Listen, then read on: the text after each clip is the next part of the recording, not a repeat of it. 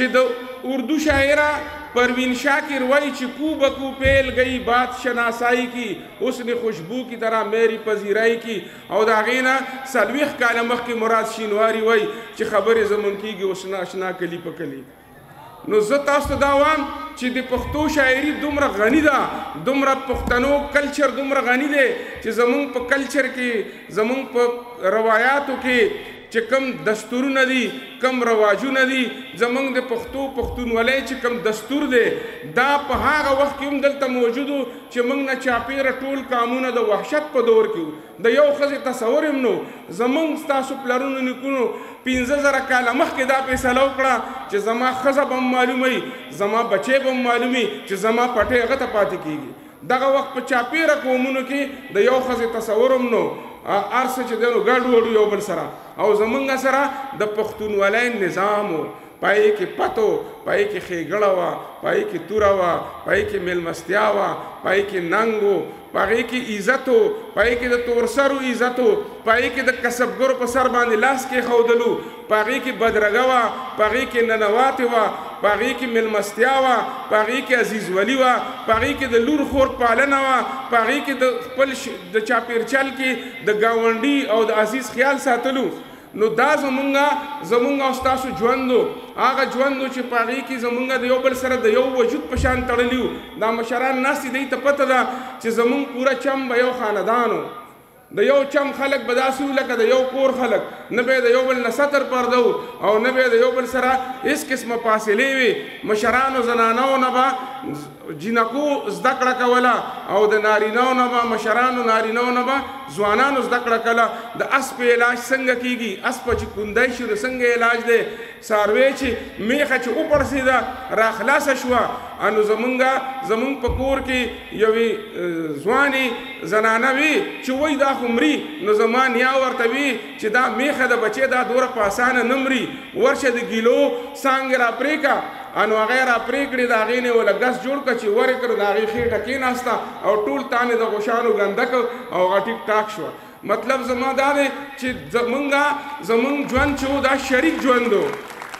زما په مخ کې یوې زنانه یوې نوې زنانه خپلې بچي له پای ورکړل، نو هغه سمدستي په بالښت واچو. نو خواښې ورته وی چې داسې مه کوه چې پای ورکړې نو دا په اوږه باندې اچوه او یو څو ډبونه وله ورکوه چې دا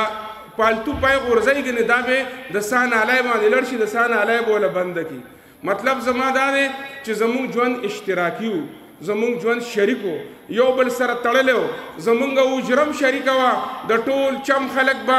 اولب کیرو وایي د حجرې باره کې چې حجره is a one club, is a place of entertainment and is a place of hospitality and also is a parliament of the Pashtun nation. Olaf Kero why nobody guest is considered as everybody guest in Hujra. چې د اچا ملمني نو په حجره کې هغه د هر چا ملمي. دا زه نه وم، دا زمونږ یو دشمن وایي، دا زمونږ یو قامي دشمن دا خبره کوي. زمونږ په ژوند کې زمونږ تاریخ مونږ ته دا وایي چې د پښتنو تاریخ کې که یو پله د دې پښتونخوا بانی ملک احمد یوسفزی دی نو بل پله خان ګجو دی چې د نن نه سوونه کاله مخکې هغه ډیمونه جوړ کړي، د نن نه د خپل انداز مطابق ډیمونه جوړ کړي، هغه مسجد مکتبونه جوړ کړي، سکولونه جوړ کړي، هغه چې د لارې پخې کړې وي، هغه د باقاعده پوسټ تصور ورکړی او د خان ګجو انتخاب چې کېده نو ټول پښتانه مشران ناستو، هغه په جمهوري طریقه شو. دې خاورې ته جمهوریت هم مونږ راوړی دی، یوسفزو راوړی دی او پښتنو راوړی دی. نو زه تاسو ته دا وایم چې زمونږ په ژوند کې جرګه وه. جرګه څه ته وایي؟ جرګه ډسپیوټ ریزولوشن باډي ده، یعنی تنازع هوارونکې اداره ده. زمونږ دا سپینګیري مشران وایي خبره په خبرو خلاصیږي. په دې کې دا یوه خبره تنازع ده، دا بله مکالمه ده. مطلب دا چې تنازع په مکالمه هواریږي. انسانان به کینی جرګه مرکبه کوي او خپله خبره به په خبرو هواروي. تاسو وګورئ زمونږ دا څاروي چې دا مشران وایي هلکه په څاروي ظلم وکړو دا بې زبانه مال دی، وایي که نه؟ نو هغې سره خو 1 کیلو ژبه یې خوله کې خو بې زبانه و د ځکه و چې هغه پې مکالمه نشي کولی هغه پې اظهار نشي کولی هغه پې لا شاعري نشي کولی هغه پې لا تخلیق نشي کولی هغه چې کوم دی هغه له خدای داسې ژبه ورکړې ده چې هغه پې صرف یو اواز یستی شي او ما ته وایي چې وعلمه البیان تا له ما د بیان توان درکړی دی نو ځکه زموږ مشران وایي چې خبره په خبرو خلاصېږي څاروي چې خپله تنازعه هواروي نو هغه یې ښکر اړموي انسانان چې خپله تنازعه هواروي نو هغه یې به خبرې کوي هغه یې به مکالمه کوي نن که یو سړی دا وایي چې پښتنو ته د عدم تشدد ضرورت نشته پښتنو له ټوپک پکار دی نو ټوپک د څه دپاره د یو بل دپاره په ټوپک خو موږ یو بللو چې کله په دنیا کې فوجونه جوړ شو د ملکونو فوجونه جوړ شو نو چې کله یو دنیا کې کنونشنل وار شروع شو چې کوم جنگونه په جیزونو په ټینکونو په میزایلو کېږي نو زما ستا د ټوپک پکې څه رول دی د کام حفاظت خو به فوج کوي که نه کوي نو دا به د هغه کوتاهي د هغې دپاره د ولس د ټوپک ضرورت نشته چې کله پولیس راغی که پولیس ایماندار وي که پولیس د سړي ځای وي نو بیا زما ته د غل غدوم یاره نشته نو دا ټوپک بیا زه ځان له ساتم ځان پسې نو زه دا وایم چې پښتنو ته نن د زوړ ټوپک ضرورت نشته چې د پلار زوړ ټوپک ته تعویضونه واچوي پښتنو ځوانانو ته د تعلیم ضرورت دی د پوهې ضرورت دی په ټوپک باندې په تیرو 500 کالو کې تاسو وګورئ یا به موږ خپل د تره زوی ویشتی یا به خپل رور ویشتی یا به چې دی نو خپل عزیز ویشتی چېرته هم چې دی نو موږ په ټوپک باندې خپل دشمن نه دی ویشتی نو زه دا وایم چې دا خپل بچي چې دی دی له تعلیم ورکوي دی له مینه ورکوي د دی تربیت وکوي او دا تربیت چې کوم دی نو دا په